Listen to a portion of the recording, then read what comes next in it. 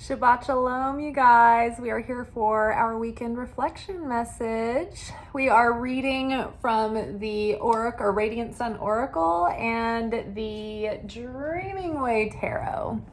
Let us begin. So, first card out, we had Mars in Scorpio, which is revenge. We have generosity, which is Saturn in Leo. And then we've got Mars in Taurus, defense.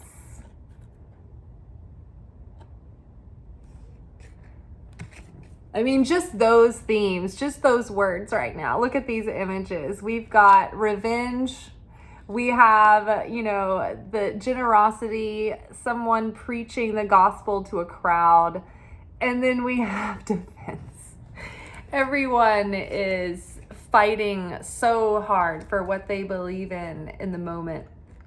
And every side believes so zealously in their convictions. Underneath revenge, we have Four of Pentacles. Underneath generosity, we have Ten of Cups reversed. And with defense, we have Ten of Wands. So the mood of this reading, it's sort of like the Judgment card of the major arcana in the tarot. It's like we are in this collective moment in humankind, in the history of humankind, where like our choices and our consciousness right now will tell the tale for us. They're gonna lay the cards out. This is like, there's this urge, especially if you're a sensitive, if you're an empath, if you are an intuitive, if you're a light worker, there is the temptation ever since 2025 began to just want to hunker down, disappear, hide, crawl under a rock, go somewhere else, run away, escape, move to another country. This temptation to want to get out of all of the intensity and the madness and the anger and the vitriol and the oppression and the tyranny.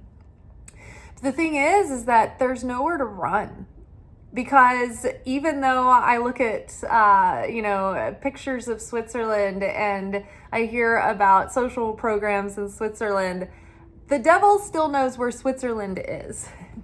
And so there is nowhere to escape, because right now it seems like we're dealing with material concerns and issues. But really what is going on right now is a battle of light and dark. And it might be the battle of light and dark. But if not the Armageddon battle of light and dark, this is definitely a defining moment for the human species. Environmentally speaking, if we keep going on the way that we are, we won't have any resources left to survive. If we keep going into further into extremism, we're gonna annihilate one another, right? Because whenever you judge another group and you become zealous in that judgment, you become that group. Look back to after the Twin Towers fell on 9/11, when we started going after terrorism and the media just pushed it down our throats, this agenda of going after Islamic extremists, right? And so there was such fervor behind that over the course of, 2 decades, we've become twisted into that same extremism. I mean, not all of us, but the main attitude in charge right now. So if you look at those extremists, what did those Islamic terrorists do? How did they gather the people on their side? They went into the rural areas and they targeted poor people who were desperate, They didn't have access to an abundance of food or fresh water or education. And so when you look at people who have been terrorized and ravaged by war, by poverty, they aren't educated, they have no power, they have no resources, and you give them a taste of power and you unite them with a common enemy, you create zealots. And that's how you get people to jump onto your agenda and fight your battle for you. If you take the United States, modern United States today, and you compare like urban United States with rural United States, it's the difference between a first world country and a third world country. It is like that extreme of difference with poverty, with uneducated people, with the dilapidation of the cities and the systems being broken, and access to employment, transportation, healthcare. It's as if we have people in this country living in third world conditions. And so it's like the people on the extreme fringes, their desperation has been weaponized and manipulated and used. Those in power, their lust for greed and more wealth and superiority have been weaponized. The people who are disenfranchised and wallowing in the aftermath of generational poverty and mediocrity and no education are their disillusionment and disappointment and their anger that other people got ahead of them, that has been weaponized. Don't do anything for yourself. Don't try to make an effort. Don't try to get out of your poverty. Just blame other people. That's much easier. It's much easier to shift the blame and unite people under a common enemy than it is to just look at yourself and see where your choices led you that way, where you didn't make an effort. Right? We have examples of people in any circumstance rising above their circumstance if they try hard enough.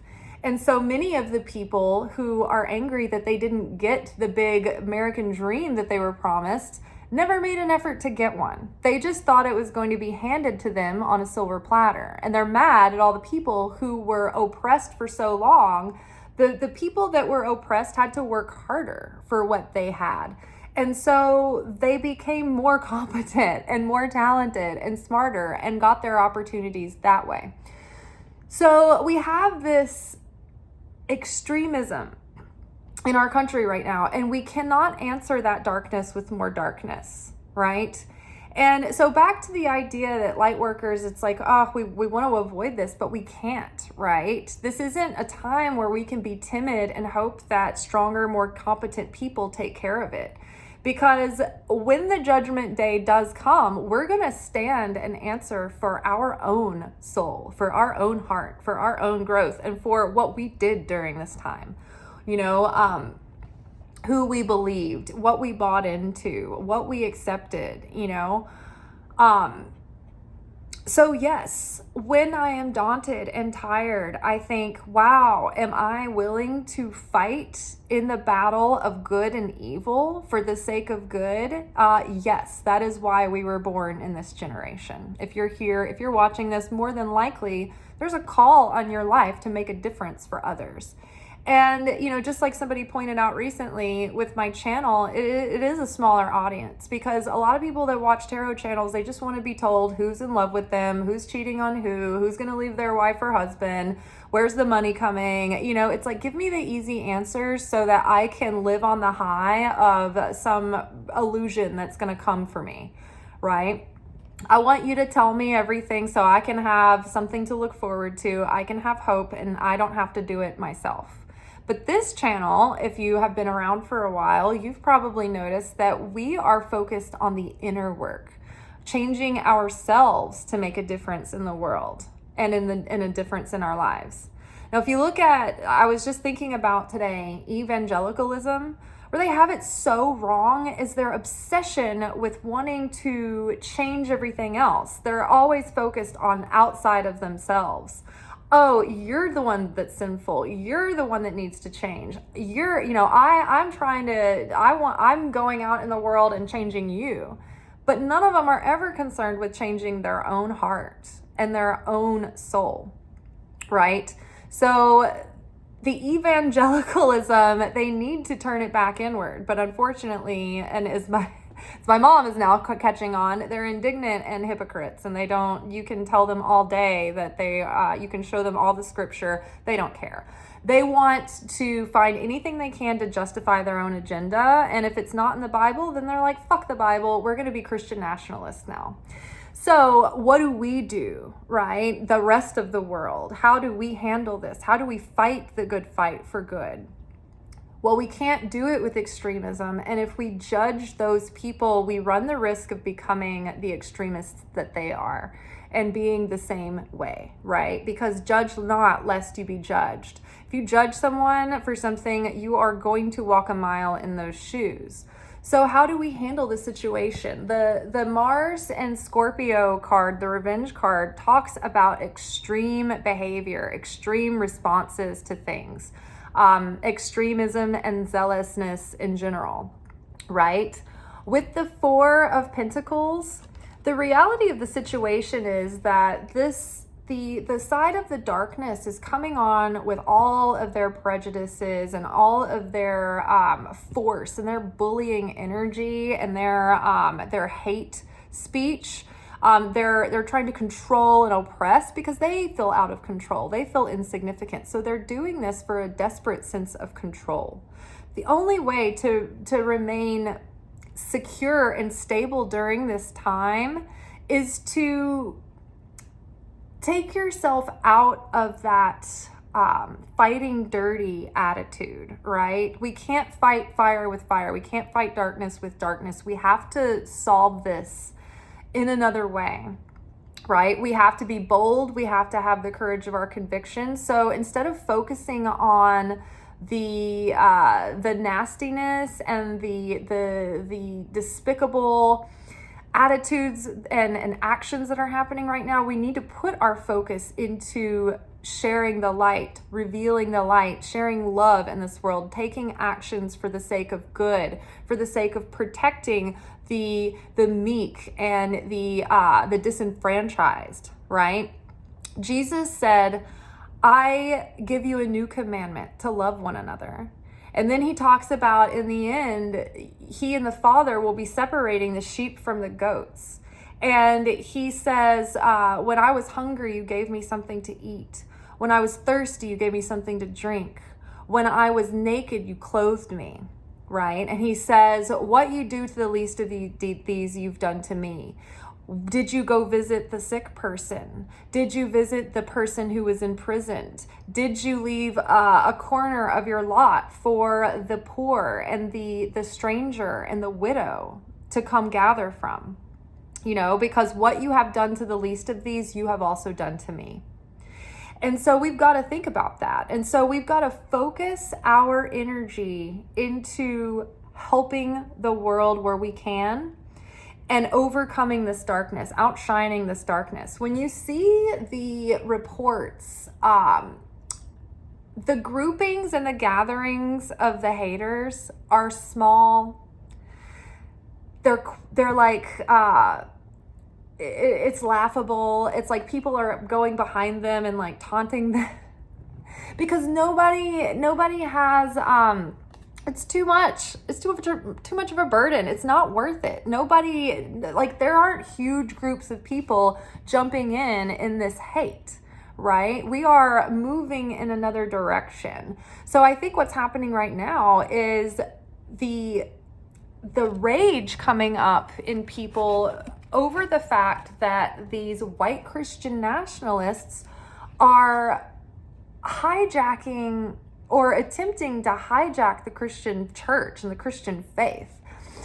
Here where we have Saturn and Leo, this image depicts a person preaching to a crowd whilst the patriarch or the prophet is over them, watching over them, giving them inspiration. And then behind, the prophet is like the God giving them the inspiration. So it's like this flow, this channel of light, right?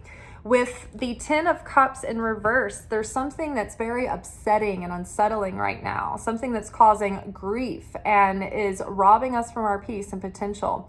And to me, this is speaking directly to this distressful moment of thinking, how can these people do this? How can they try to lie and bear false witness like this and be false prophets, trying to say that empathy is a sin and trying to preach their greed and their power, or their hunger for power, and they're taking anything that they can in the Bible and perverting it and twisting it to hold up their own selfish agendas.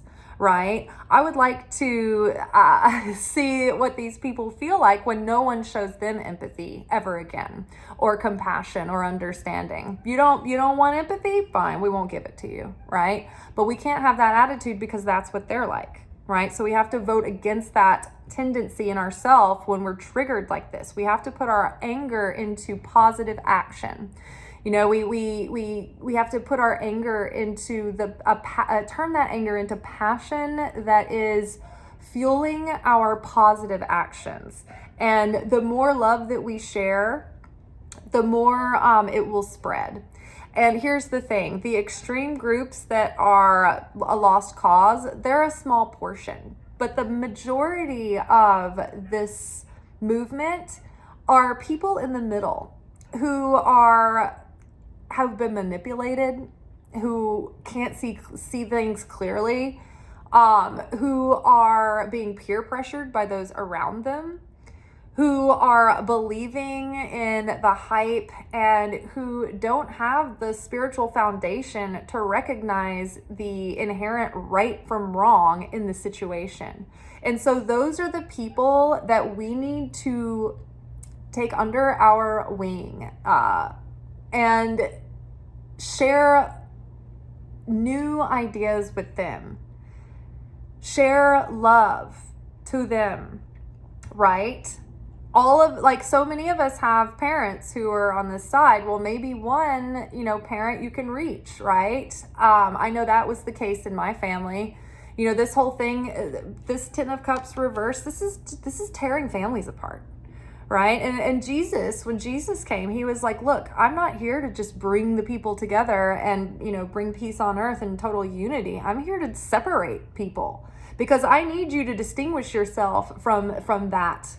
And so in that way, the separation has to happen. You have to say, okay, that is wrong. And I'm not going along with that. Okay. So we don't want the kind of separation that fuels more hate, but we do need to distinguish ourselves and set ourselves apart from that. And so Jesus was like, look, if your parents don't approve of you following me, like the commandment, honor your parents, is one of the most holy commandments to keep, but not at the expense of your own integrity to follow the Christ yourself, right? If your parents are like, say, for instance, Abraham, the patriarch that Judaism and Christianity and Islam came from, all the Abrahamic traditions and religions. Abraham had to leave his father's house and leave the way that he was raised, because otherwise he wouldn't have been able to bring these beliefs into the world. Abraham came from a family that was not worshiping the God of Abraham. They were worshiping a pantheon, I think. So you don't have to do what your parents say, and we're going to stand on our own and answer for ourselves. So yes, in many ways, this is tearing families apart, which is very sad and very distressful, because politics comes and goes. Like, these people are in and out of the offices, but we have our family forever. And what's more distressing than anything are the people who have chosen politics over their family members. How many people have conservative parents who voted this way who also have gay children?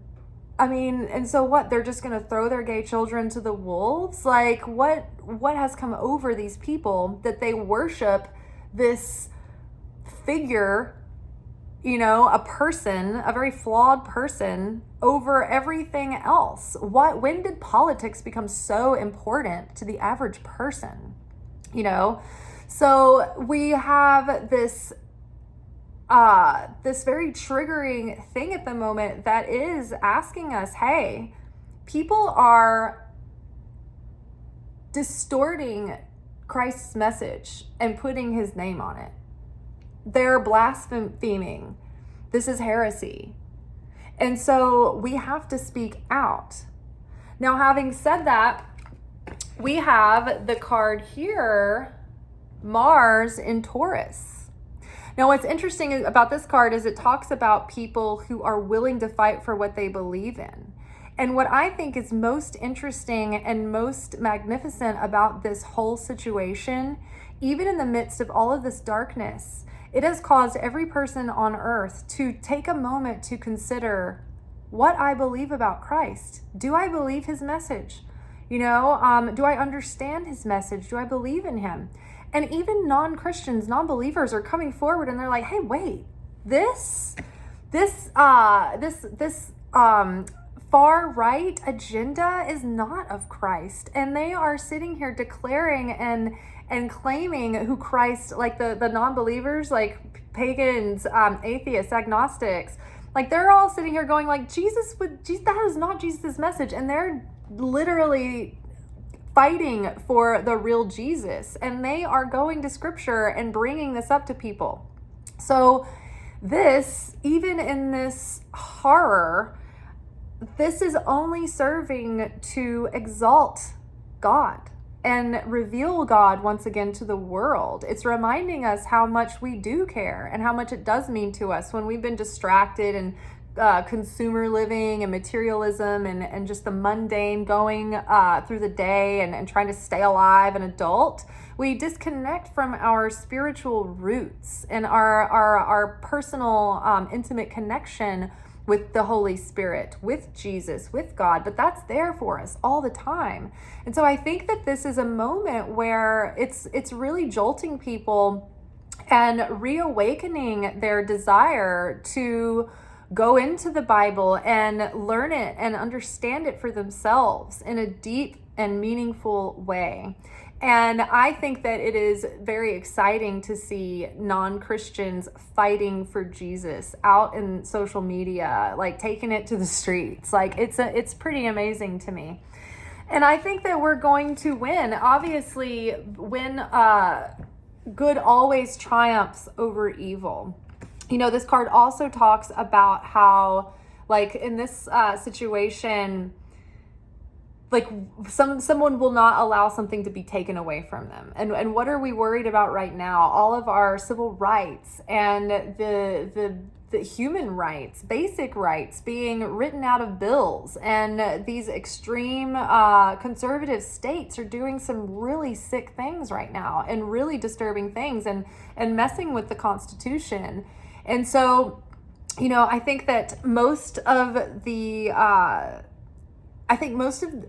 majority of the country is starting to understand that this is not worth it, that this is not what they thought was going to happen, and that this is not, this is a burden that's too great to bear and it's not going to pay anybody off. I think a lot of Republicans right now are starting to understand that the things that are happening and the policies that are going to take place and going into place are actually going to hurt them too, right? How many Republicans need the government health care, like Medicaid and things like that? How many Republicans' parents survive on Social Security? How many Republicans have a healthcare marketplace? How many Republicans have businesses who employed illegal immigrants so that would save them money, and now their illegal immigrants are being taken from them? Taken from their jobs, and they're now having to deal with the financial consequences of that, right? So it's like, oh, I didn't think this was going to affect me, is like their famous last words. But it's always going to come around and bite you in the ass if you think that that's not something, putting putting upon other people is not going to affect you. Oh, it's okay if they're harassed and oppressed. It won't affect me. Well, it will. It will eventually. It will circle back to affect you. So I think that a lot of people, there was a lot of people already talking about how they were like, oh, I didn't think that this was going to be the way. And a lot of even Republican politicians are like, hey, this isn't true justice. This isn't real democracy. I don't agree with this either. So it's just a matter of time before more and more people are starting to realize the Ten of Wands here is a burden that's not, it's like all this work and no payoff, nothing in return. It's like working so hard and making so little and getting, very little satisfaction or fulfillment, right? And hate and anger, it never is fulfilling. It leaves you feeling empty and shitty and even more powerless, right? The darkness distorts people down until it makes them sick and twisted and these creatures that become unrecognizable. So I believe that the light is going to overcome all darkness. It's funny, we've talked about this a little bit recently, but like AI and things. There was a video that I was watching where this guy was asking AI what part AI might play as it involves or as it pertains to the prophecies in the book of Revelation. And so AI spit out a 5-part sermon about all the ways that the deception of AI can slowly and subtly infiltrate the human culture and zeitgeist to the point where it's watering down our human soul and our ability to connect with the Creator and perceive that. But they said the biggest threat or tragedy would be that AI would deceive mankind so deeply that they would never even know it and be enslaved through that deception and not even realize it. The computer chip thing, the mark of the beast, they said that it would probably be some form of AI, like a computer chip. But at the very end of the sermon, they also said that no matter what, Jesus Christ is the creator and king of the universe, and nothing will ever dominate that. Nothing can ever overpower that. So even AI knows the pecking order of the universe. Even AI knows that in the end, the Christ will triumph over all evil. But the battle is waging. And if it's not the final battle, it's the battle of our lifetime. And so we will stand before the King in judgment when that day comes and answer for what we held in our heart during this time, what we believed, what we did, how we responded to all of this going on.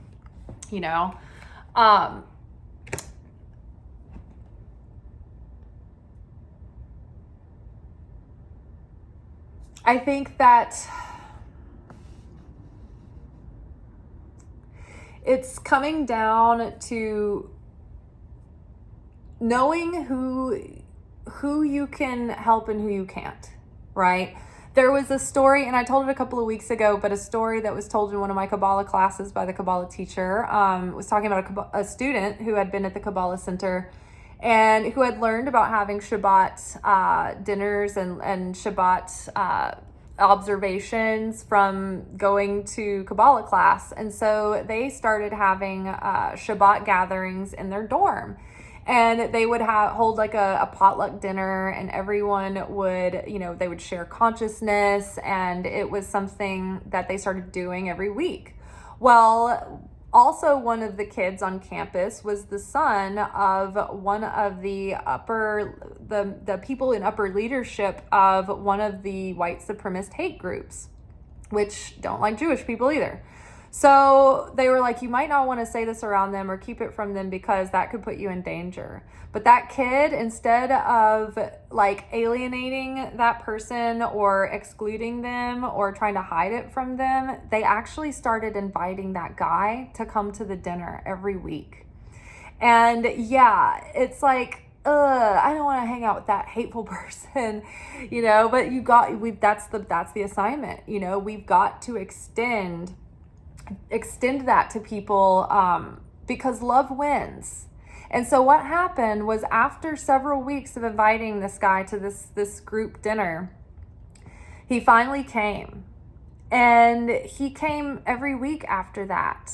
And then he started taking Kabbalah classes. And like that, this guy was raised in a family of white supremacists that weren't just like freelance white supremacists, but like in the organizations and in the leadership of the organizations.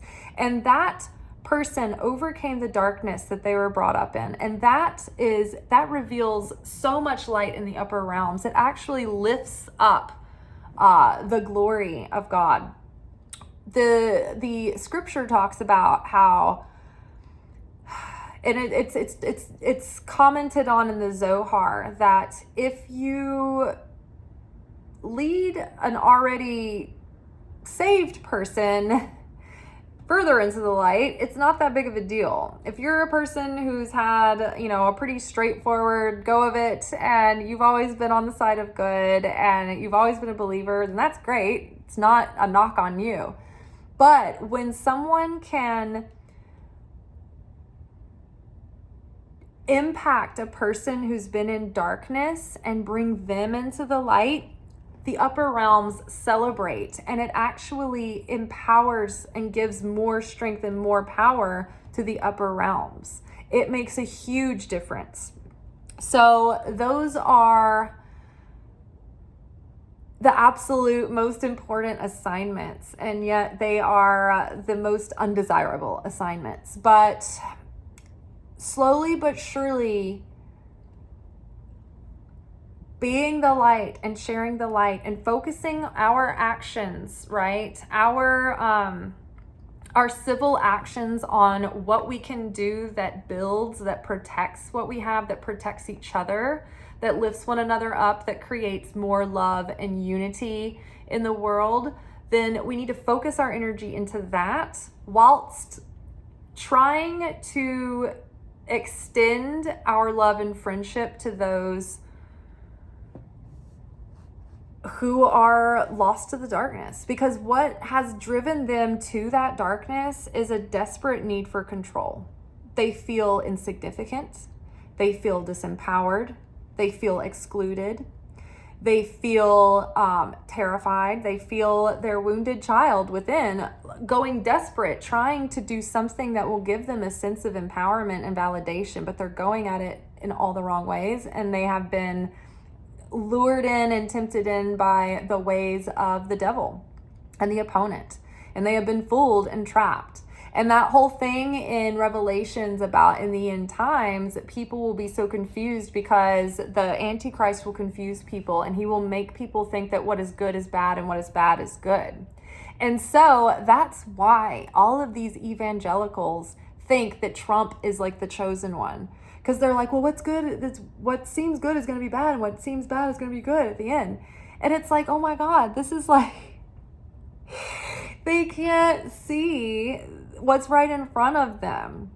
That what Trump is trying to tell them, they're like, oh, he seems like kind of a bad guy, so maybe that means that he's really the good guy. They're confused. They don't understand that what he's trying to sell them as good, as, oh, this is Christian, this is good. You want all this power and money. You want to overtake countries and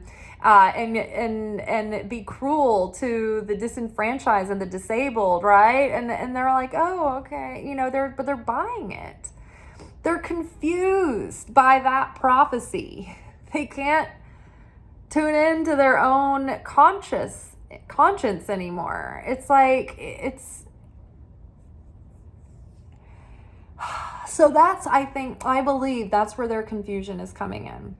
I think it boils down to that. And so they're thinking, oh, because he's not like a beacon of goodness, and he's not obviously like a good guy, that's what they think. They think that the Antichrist is going to look like this super great person who's, going to be bringing peace to the world and all of this stuff, which it probably isn't the case. We always thought it was going to be this slick character, right?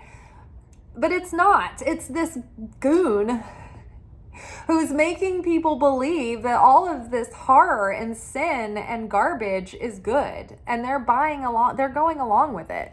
They're selling themselves out to try to uphold the agenda of a few mega billionaires and their agenda. And I'm sorry, but what part of that makes any sense? But they don't see it because they want to be part of that club. What they don't understand is that they're not part of that club. They're just pawns. And so hopefully they'll wake up. And I understand like feeling just desperate to want to wake up your family member. I know like my own father is all caught up in the Trump thing, and he has been. And like, he keeps having these weird health crises where he's got these toxic things that keep happening to him. He had sepsis last year. Recently, he's had this weird toxic kidney infection and his kidneys aren't functioning right.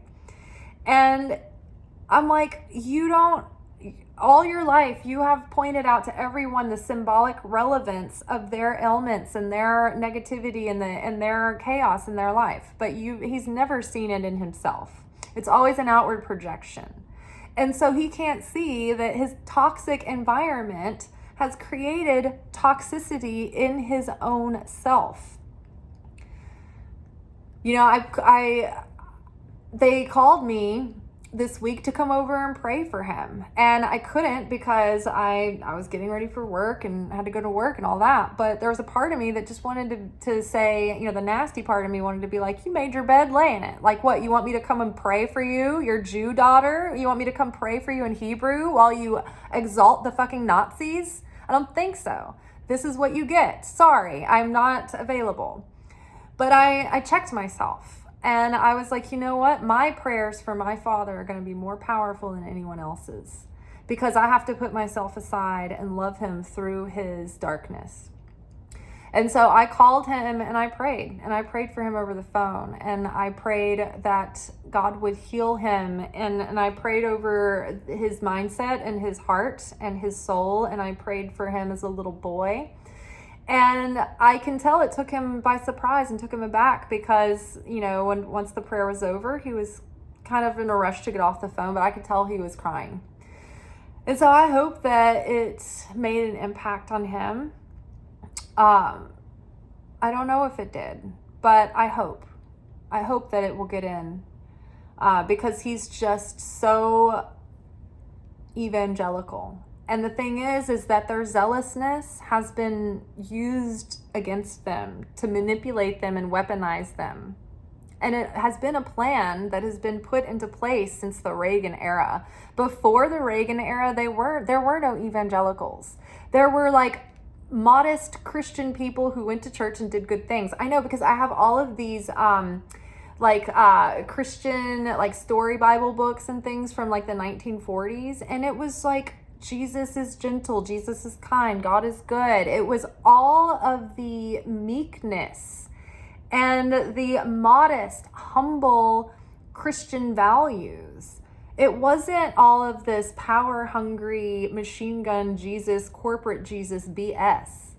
That happened in the late 70s and 80s, and it was a plan and an agenda, and they involved the evangelical pastors and things, getting them to just start infiltrating this agenda into their messages, and getting people so zealous and so on fire and invoking this evangelicalism. So it's always been a political ploy and a plot and a scheme. And Jesus, the Christian faith, like Jesus's message has been twisted by those in power since the beginning. And people in power have been threatened by Jesus, the true, real Jesus, the true message of Christ from the beginning, because it basically undermines their stature, their power, their importance. I know this is a lot to think about. I know this was a particularly political message today, and it's not always, but we are in such dire times, and this is maybe one of the most important things to be keeping an eye on and keeping a heart on. And we need to do good where we can, and we need to show love however we can. And if I had blown off my dad, it would have caused more separation, more distance.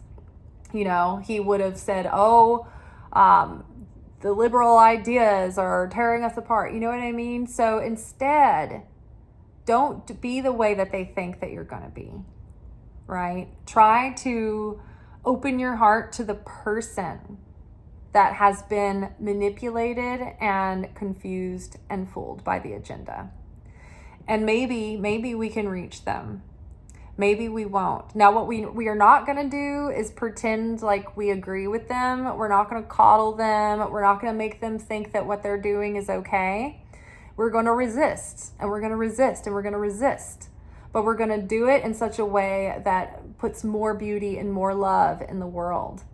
You know, all of these gatherings for trans people and for gay people and for immigrants, they're huge, these huge marches, and people all over the world are joining in solidarity. But the hate marches, they're tiny, they're insignificant. People aren't, like, no one's gung-ho about it. It's very small, very specific groups. So don't get discouraged.